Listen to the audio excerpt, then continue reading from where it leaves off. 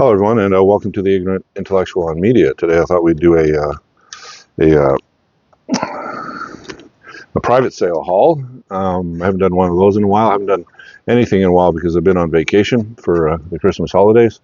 Went and visited family. Now I'm back. So I thought I'd do one. I picked up a bunch of stuff either for Christmas or from private sales off of Kijiji or whatever, right? Or Facebook Marketplace. So, anyways, I also picked up some books, so let's get to it. Let's get through these things. It should be fun. All right, so here's John Wyndham's probably most famous book, The Chrysalids, that futuristic. The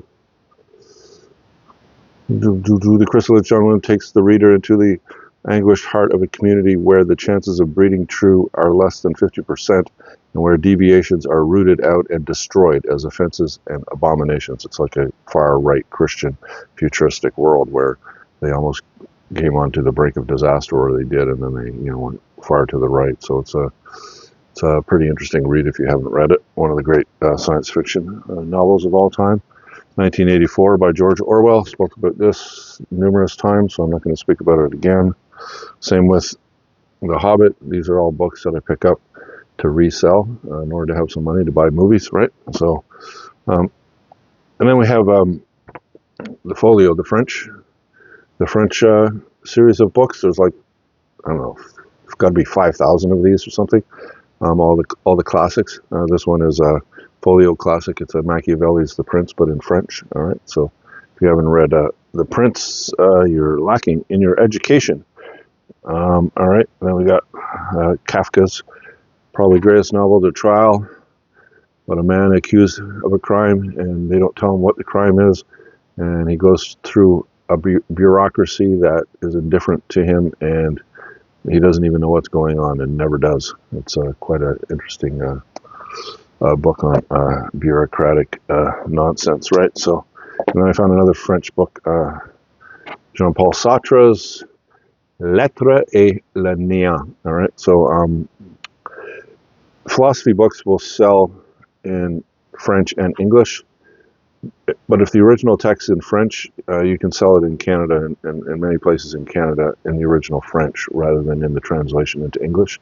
But if it's an English written philosophical work, then it's hard to sell the translation into French because most people in Canada speak English and a minority of people speak French, but those that do speak French speak both French and English usually. So a French translation of an English text doesn't really interest them much because they can read it in the original English. But for English people, a French text translated into English is quite helpful because many Canadians who are English speaking are unilingual speakers. So they need the translation, right? So anything that's originally written in French, you can sell in French, but anything written in a different language translated into French, if that written language is English, then it's better to sell it in English because it doesn't sell all that well in French. All right, so that's Jean-Paul Sartre. All right, so those are the books. So I'll go through those pretty quickly, which I did. And now let's go through some movies. All right, so I collect Eureka's The Masters of Cinema series. This is number 109 in the series. They did it differently than the Criterion Collection, where the Criterion Collection put out a movie on DVD and then they put it out in Blu-ray. It would have the same number, right? And then if they put it out in 4K, it would still have the same number.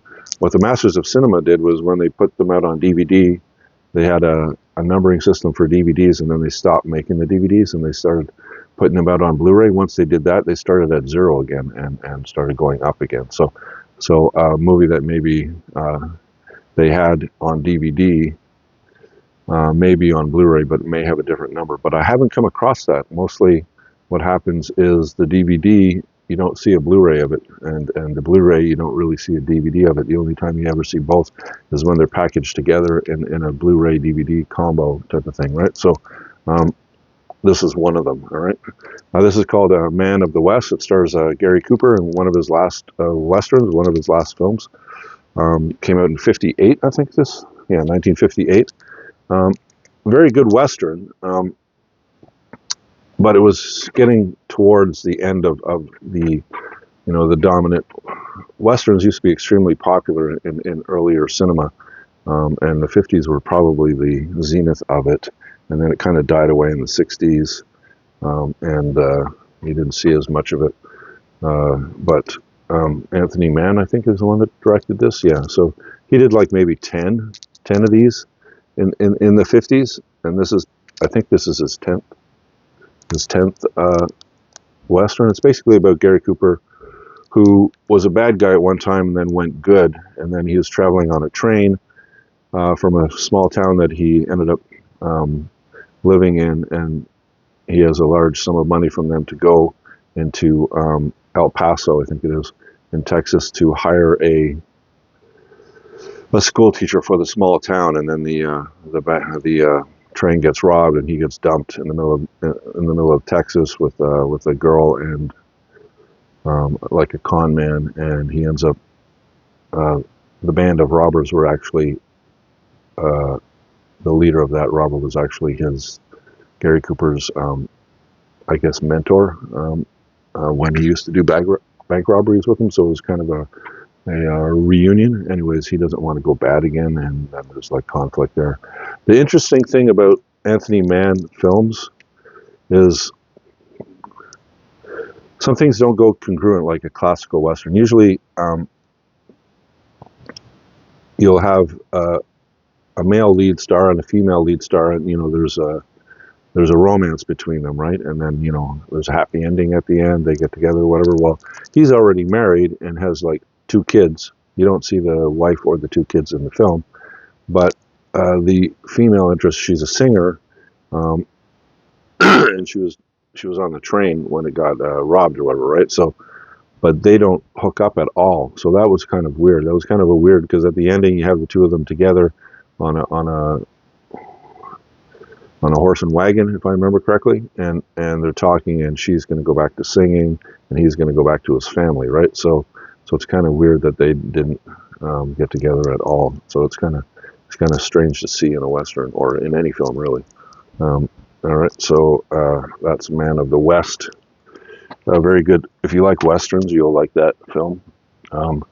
Here's another Eureka Masters of Cinema, and this one is from director Philippe de Broca. All right, so this is a French film. Well, it's a French-Italian collaboration, and it's number 192 in the collection. And it comes with a nice slipcover, so that's kind of cool. I like the slipcovers when Eureka does it.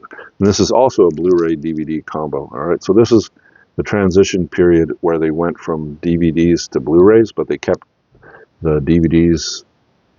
But when you look at the numbering, all the numbering that any Blu-ray that has a number on it is the Blu-ray numbering. It's not the DVD numbering, even if it has a DVD in it, right? So, and this is a bit of a strange film because it's a French film, so many, but there's German spoken in it, there's English spoken in it, and there's French spoken in it. All right, so it's 3 languages because it's basically about World War I, the ending of World War I. You're in a town in France that is just waiting on its liberation from the Germans. The Germans are kind of leaving the town, but what they do is they booby trap the town to blow it up. And what the English do before they get there is they send a guy who isn't. They mistake him for a munitions expert when he's actually.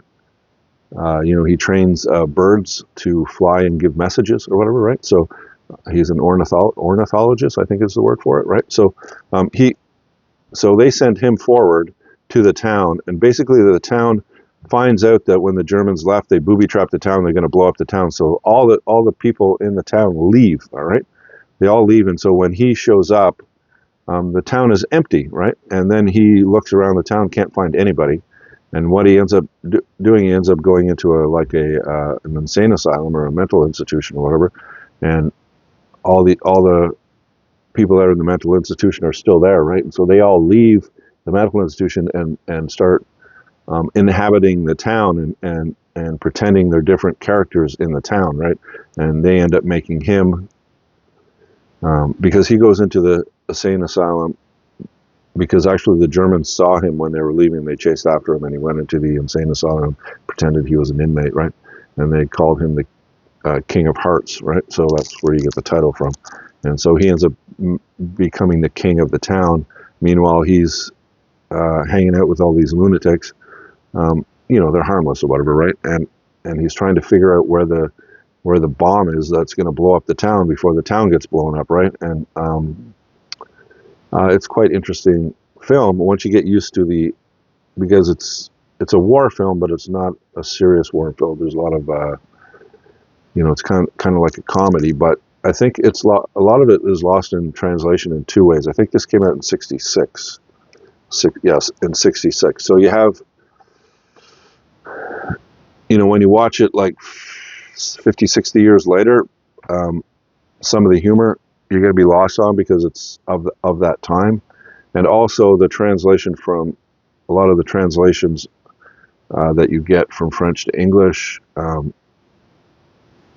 You may be lost on as well. At least I was. I didn't find it as funny as a lot of the critics found this film quite humorous, right? But it's lost something in time and in translation, right? So, but overall, it's quite. What impressed me about this is what's her name, Geneviève Bujold. Remember Geneviève Bujold? She wasn't she in like Starman? I think she was in Starman. Don't quote me on that, but no, she wasn't. That was another woman. I always mix up with her. Anyway, Geneviève Bujold ended up going into Hollywood cinema, and she was in a lot of movies in the '80s, right? That I watched, right? And quite impressive, an impressive actor, right? Well, in this one, this must be one of her first roles. I mean, unless she was a kid actor, I don't know her career that in depth, but she's a young woman in this film, and man, she is stunning in this film. And she's in this yellow uniform, like she's like a fairy or whatever it seems like. Anyways, it's hard to tell, but she's part of the whole large group that leave the insane asylum, right? So she was living in the insane asylum, but she's dressed up like, I don't know if it's a butterfly or a bee or something, but it kind of reminded me of that Blind Melon song with the girl. But that girl's a little girl, and this one she's kind of like a woman, and she ends up becoming the fiance, and she's going to marry the king, right? Which is the army guy from the British Army, right? Who ends up getting pulled into all this craziness, right? So quite impressive. If that wasn't her first film, it's probably one of her early films, and you can see why she could easily make the transition from French films into Hollywood, because she's just a stunning looking woman, and quite a good actress, right? So anyway, so that's The King of Hearts. If you haven't seen this film, it's pretty good. I wouldn't put it up there with the greatest films of all time, but it is a pretty good film. Then I watched this one. So this is a Criterion collection, all right, and this one is number 1032 in the collection, all right, and this is An Unmarried Woman. This is basically like a feminist film, I guess you could say. Who directed this? Come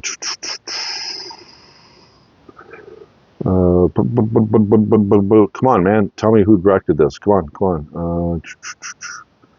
Anyways, it stars Jill Clayburgh, all right? So Jill Clayburgh is the main character, and produced by, written and directed by Paul Mazursky. Basically, yeah, it's right on the front. What am I doing? I'm a retard, right? All right, so wasn't a bad film. It's basically about a woman who's been married for like 19 years, and her husband is going through some sort of midlife crisis, it seems like. And anyways, he ends up telling her later on in the film that he's met somebody who's much younger than her, and he's leaving her for her, all right? So she has to learn how to, because, since she was a kid, she's been married, she has a daughter with her husband, and now she's on her own, right? So now she's getting money from her husband in alimony and that kind of thing, and child support, right? So she's not like she's broke or anything, but basically it's about her self-discovery after being divorced, right? And eventually what happens is the husband comes back tries to come back with her, but she rejects him. Anyways, it's her flowering as an individual. How the lovers, after she ended up after her husband ends up leaving her, is like an exploration of her, not as a mother or not as a wife, but as her own person, right? So, and she's not letting any man like kind of take that away from her afterwards. The only problem with this film is, well, there's a couple of problems, all right, but the main problem is the film was more than, I think it was like more than half over, or at least halfway through. I think I didn't look at the timing of it, but this film is basically, you're trying to find the point of the film, right? I mean, some films are just made to be made. The people are just making it, and there's no point to the film. Okay, well, then you watch the film, and at the end of the film, you go, okay, what was the point of that film? This film, you were doing that for almost half the film, and then the husband leaves the wife, and the wife, starts losing it a bit, but then she kind of centers herself and becomes a stronger woman for it, and da-da. So basically, you figured out like an unmarried woman, all right, it says it in the title. She becomes her own person, basically, all right? So she's not an extension of her husband or an extension of her daughter. Those roles she plays, but it's not her as a person, right? So, and she starts discovering that when she gets involved with a man after her marriage, he wants to make her an extension of himself, and she won't let him, kind of thing, right? So, so that was the point of the film, but it's very strange how Mazursky ended up writing. He wrote and directed this, if I remember correctly. Produced by Mazursky, written and directed by. Okay, so Mazursky directed it, produced it, and wrote it, right? And what he doesn't realize is he doesn't know what a preamble is, or like a pretext to the film is. You know what I mean? It's not supposed to last half the friggin' film. All right, you're sitting there going, okay, what's the point of this movie? I don't know. All I know is that what's her name, Jill Clayburgh, spends a lot of time on camera in a T-shirt that you can, almost see through, and panties, wandering around her apartment, right? And there are nude scenes with her in it, that kind of thing. But basically, like, she spends a lot of time early on, in panties and a shirt, right, in the house, right? So you're going, okay, I don't understand what the point of this film is, right? So, like, for example, let's say you have, I don't know, pick any film. It's like, I don't know, what pops into my head. Okay, Death Wish. How about Death Wish? Okay, Death Wish is basically a what?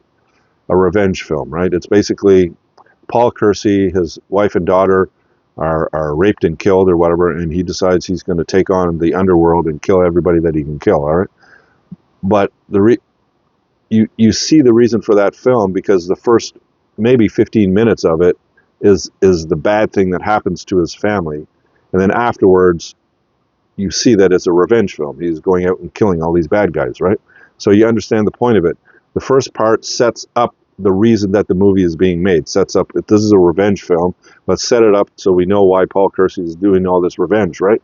So the preamble or the first part is short. In this film, it's like half the film at least, all right? So it's like, okay, if this is have them break up within 15, 20 minutes of the film, and then explore more of her being an individual rather than an extension, right? So, because you get confused on what the point of the film is, right? But the second thing that is weird is that, okay, so after they break up and she starts exploring, she goes to a psychiatrist or whatever, psychologist, a therapist, and they start working on things about her, getting her back out into the world. She starts dating. She ends up having like a one-night stand with this guy that hangs around her office or whatever. Like, she works at an art museum, and he kind of hangs out there, right? And he's like a real dick or whatever. But then she meets an artist, a painter, who is really a special type of guy. He's a really good guy. But again, like most men or whatever in this film anyways, they treat women as extensions of themselves, right? So, so they kind of fall in love and they start dating and everything. And there's a scene in the dark when the first time they end up making love, and that seems like that's the end of the film. That's where the film ends, right? Is She gets over her divorce. She finds another lover, and they seem to be serious. And then the film would end. That's where I thought it would film. And I watched this with my wife, and my wife, there was another part of the film where there was close-ups of her face. I can't remember the scene for it, but my wife mentioned it. It was like she thought that was the end of the film. I think when she was skating in the film, they showing close-ups of her face, how she's enjoying skating, has a smile on her face, everything's turning out okay or whatever, right? She thought it ended there, but then it went on for another 30 minutes or whatever, right? So basically to show that he wanted her to, because he goes up to her lover now, the painter goes up to Vermont and paints in Vermont for like 4 or 5 months during the summer or whatever, and he wants her to join him, and she eventually says no. Like, they don't break up or anything, but she's comfortable staying in the city that she's in to explore her own person, and not just go wherever a man wants her to go, kind of thing, right? So this is it's a bit of a thought provoker, but it's a bit of a confusing film because the preamble that should be 15-20 minutes lasts like, I don't know, it's like 45 minutes to an hour, maybe, I'm not sure. But how long was this film? It was a lot. It was longer than 124 minutes. They could have probably cut like 30 minutes off of this film. I don't know. Anyways, not a bad film, but because of that confusion, I wouldn't give it a great rating. Next up is The Doom Generation. All right. This is a film by Gregg Araki. He's like an American filmmaker, and this is part of a trilogy. I think this is the second in the 3 trilogy about teen angst or whatever. Like, anyways, I watched the first 15-20 minutes of this film, and I kind of got lost on it. It was like the acting was bad. The filmmaking wasn't very impressive. It was like really strange, and I don't mind strange films. David Lynch is one of my favorite, but this one was a little bit out there, and I didn't understand the point of it. Basically, the lead character, her, all right, all she does is just complain through the first 20 minutes, swearing. Every second word is a swear word, and all she's doing is bitching and complaining through the whole fucking movie. It was like ridiculous. Anyways, I don't know what it is. Originally, I thought this might be kind of like True Romance with a third party involved. You know what I mean? Like that kind of style of film.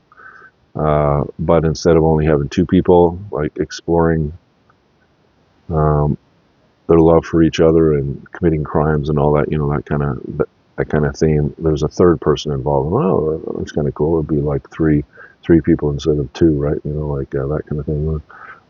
Okay, but it lost me after about 15-20 minutes of the film, so I just stopped watching it.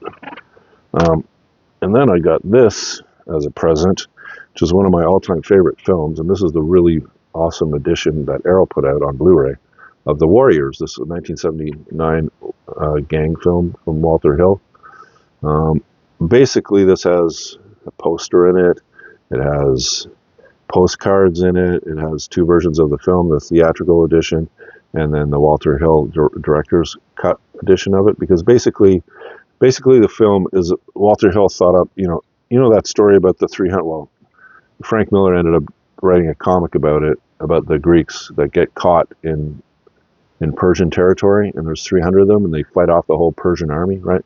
And he made a comic out of it, like a graphic novel out of it, and then they made a movie out of it called 300, right? Well, this was Walter Hill's version of 300. Basically, it was about a gang. So it's taking place in the future. Now, this is a 70s film, so it doesn't look like it's in the future, but just like in a different kind of future or whatever. Basically, all of New York is gang infested, right? You have gangs for every territory of the 5 boroughs, and one of the gangs is called the Warriors, and they're from Coney Island. Basically, there's the biggest gang in the whole city are called the Riffs, right? And so the head gang leader of the Riffs calls all the other gangs in the city together in the Bronx in this park, and what he wants to do is to have them all the gangs come together and become one huge gang, and then they could run all of New York City. But then this one crazy dude ends up shooting him, and then they blame it on the Warriors, and now the Warriors are stuck um, in the Bronx, and they have to fight their way all the way back to Coney Island, right? And so they end up, coming into contact with other gangs as they're going through their territories, and they end up in, like big fights and scraps and everything else. And it's quite a fun film to watch, right? That's a theatrical version. The director's cut, how Walter Hill envisioned the film originally as kind of like a comic book, right? And it's about those Greek warriors, right? So what he did was he made the film the way that he wanted to make it originally. So basically, where you have just basic normal cuts in the theatrical version, in the director's cut, what you do is you have still cuts, and then it turns into a cartoon with panels like you would in a comic book. And there's like a bit of a preamble at the beginning of the film where Walter Hill explains about the Greek warriors caught in a foreign land or whatever, and they have to fight the way out. And this is like a modern story of that story, right? So it's, as a film buff or as a film watcher, you will come across, especially when you're younger, all right, you will come across films that become seminal for you, where you can just watch them over and over and over again. Now, I have two in this broadcast or whatever. This is one of them. This is one of my personal favorite, greatest films of all time. All right, it made me a big fan of Walter Hill, and I collect all of his films. And it's such a good movie, but it does beg a few questions. So if you're a big Warriors fan, here's a couple of the questions that I think Walter Hill could have improved. But anyway, so when I can't remember the name of the guy, but the head of the, what were they called? I'll put it down here. Anyways, he's the one that actually shot Cyrus, right? And his gang, I can't remember the name of them. They drive around in this graffiti painted hearse or whatever, right? So, anyways, so he makes 2 phone calls through the movie to somebody, and nobody knows who he made phone calls to. Did he made phone call? If he's the leader of this gang, then is he calling? He's not the leader of the gang, and he's calling the leader just to check in, or what's going on? Now, I just watched this today, and it clicked into me who he's calling, and I've never read anybody or seen any broadcast or anything like that, or any video on who the guy's calling. And you know who he's calling? He's calling, the leader of, or he's checking in the the grapevine of the Riffs. So the Riffs put out the word through the radio and everything, and now gangs are checking in on what's going on, right? So he's calling in the Riffs to see where the Warriors are. So because he wants to find them before the Riffs find him, because they might find out that he's the one that actually shot Cyrus and not the Warriors, right? So I figured that, yeah.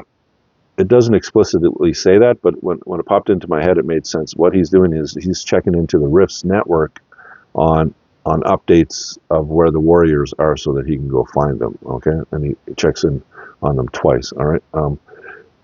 Another thing that looks kind of strange. Okay, the second thing is, where did the Molotov cocktail come from? Okay, because at the beginning of the film, when they're all in the Bronx, and they end up getting out of the park because the police show up, and they end up in the graveyard, and then they end up on the subway system, and they end up being dumped into the orphans' territory, and they go talk to the orphans leader, and then they tell them to go fuck off because the girl in the film wants one of their vests or whatever, right? And somehow during that time,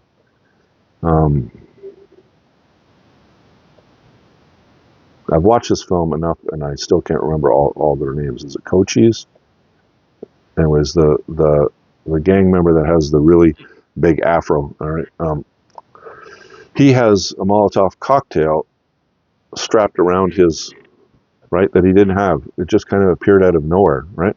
And then he hands it over, and then they throw it at a car. When the orphans confront them, they throw it at a car. The car explodes. It kills a whole bunch of orphans, and they run to the subway system. But where did that bottle with gasoline come from, right? So I couldn't figure that out, all right? And the third thing about the film, now, you're only going to pick this stuff up if you watch this film enough that you're like, just repeat watching it and seeing more and more of it, right? So I must have watched this film since 1979 a good 30 times probably, all right? So, and the third one is that right at the end when they get to Coney Island, and then the gang in the hearse show up, and what's his name there has the 3 bottles in his fingers and start clicking it together and goes, "Warriors come out to play," and they bring him down on the beach, and so then they both face each other on the sand, and then what's his name pulls out a gun and he's going to shoot Swan, right?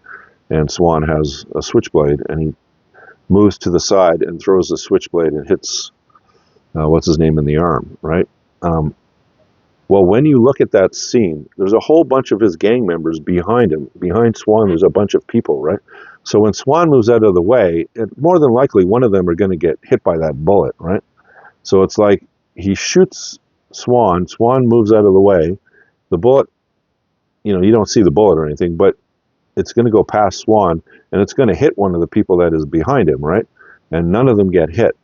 You know what I mean? So that kind of like, oh, that's kind of weird that nobody got shot behind him, because, all of his gang members are right behind him and right in the line of fire, right? So, anyways, a little picky thing on that, but it's kind of strange. All right. So yeah. So I think he was calling to check in with the riffs on those 2 phone calls. I'm not sure how nobody got shot at the end when he shot at Swan. And what was the third one? Anyways, doesn't really matter. But if you come across this, pick it up, because it's got both versions of the film, and it's got a bunch of extras. It's got a poster. It's got a nice booklet that you can read. And I don't know. Do you want to see it? Do you want to see the inside of it? So it's got a sleeve, all right. Then you got the booklet and the film, all right, and a nice hard case, all right.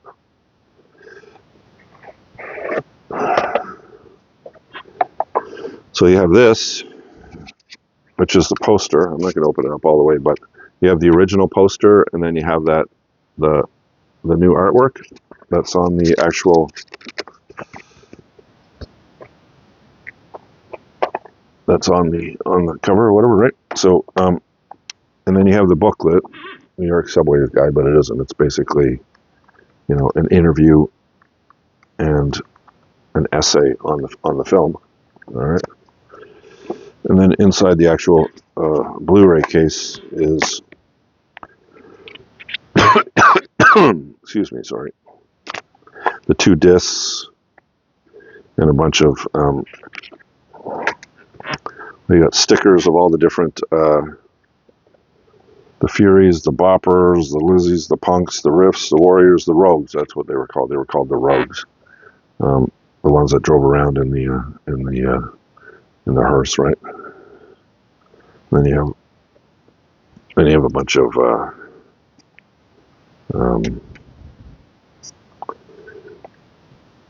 poster cards, right?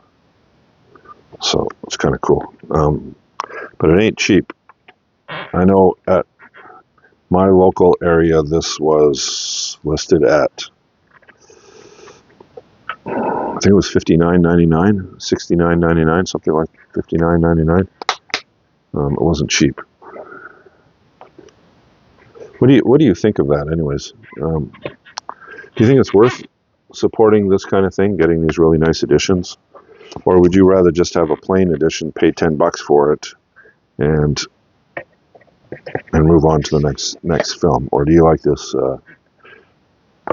really nice packaging and everything for a film that you really like? I like the packaging and everything. I just don't want to spend that type of money on one film. So I only find these when they're like $20, maybe 25. I might in the secondary market. So, but it's such a beautiful edition, right? Okay, so that's the Warriors. One of my all-time favorite films that I'll watch over and over again. Here's another one. I also found this Kino Lorber studio classics of Marathon Man. Have you ever seen this? The Dustin Hoffman film with Laurence Olivier. Isn't it Laurence Olivier? Laurence Olivier and Roy Scheider. All right. So basically, this is one of my all-time favorite films, and it has one of the most. Well, what I remember when I first watched this film, because this film came out in the late '70s, if I remember correctly, '76. All right. So when this film came out and I watched it, I don't think I watched it originally in '76, but I did watch it in the early '80s. And when I watched it, the dental scene was like brutal. I mean, like I got like pain in my face from watching that scene and shivers down my back, and it was like almost as creepy as the head twisting puke scene in The Exorcist.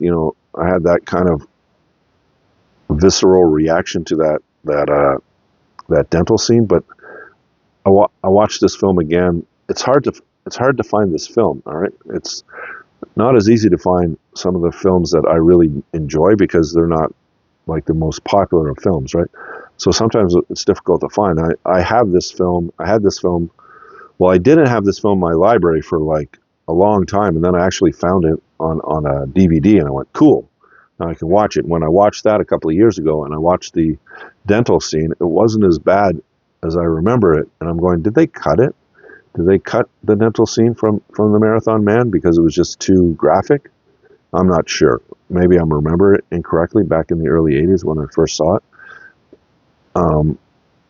So then Kino Lorber put out a nice 4K Blu-ray edition of it, and I found it on the secondary market just the other day, and so I went and bought it. I bought it for like $20, and it's one of those exceptions that I'll pay.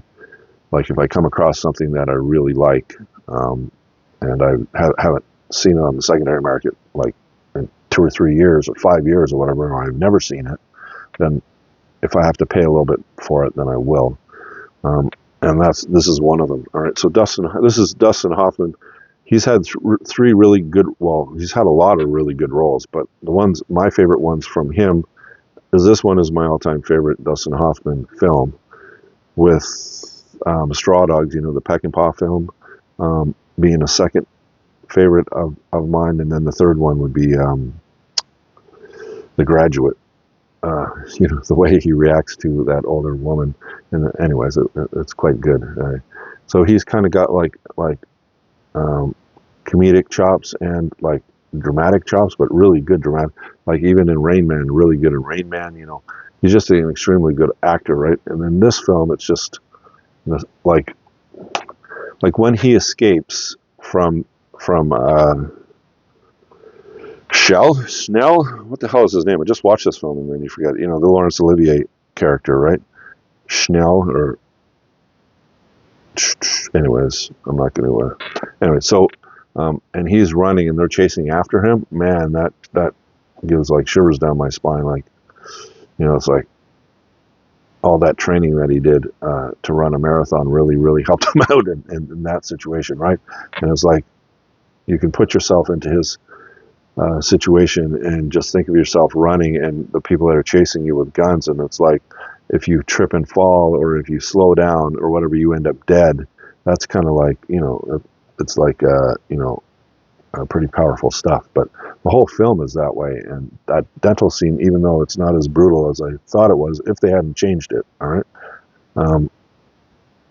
But the drilling into the teeth and everything, and it's an extremely, well, one of my all-time favorite films. It's like an extremely good film. And now I don't have the DVD. I have a 4K.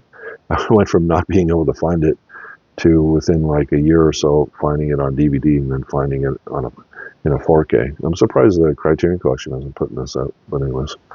All right, so that's Marathon Man. If you haven't seen it, I highly recommend it. And last but not least is another Criterion. This one I don't think has a Blu-ray of it. I think it only comes out on DVD, but don't quote me on it. I think, if I remember correctly, this hasn't had a Blu-ray, and this is a Sansho The Bailiff. And basically, this is one of the most depressing Japanese films I've ever watched. I don't know if you've seen this film or not, but you know, when you think of classic Japanese cinema, you think of who? You think of Akira Kurosawa, probably. Ozu would be another guy, but this guy as well. But I mean, he came under the radar for me until this is the first film I watched of his. What's his name? Kenji Mizoguchi. He would be up there with Kurosawa and Ozu, definitely, for classic cinema, because he was making, this came out in *54, right, just over 2 hours long, and basically it's about Japan during the Middle Ages. All right, so the Hensai period, if I remember correctly, it's like, you know, late 700s to early 1100s in Japanese history. Basically, so there's this guy who's like a regent or whatever. He's like running this certain area, and the guy above him is disappointed in him, so he banishes him to like the outer rim of the empire or whatever, right? So it's kind of like a banishment. So his family doesn't join him. He's got to go out, and so he leaves his family behind to follow later. They end up going to the wife's brother's place to stay, but finally they're going to make the trip, and they make the trip to go see the husband. But during that trip, they get caught by bandits, and the mother is put into a brothel in this island town as a prostitute, and her 2 kids are sold into slavery, even though they're aristocratic born, right? So so they end up, as kids, they're like 9 and 11 or something like that. Anyways, they grow up and they become adults, and then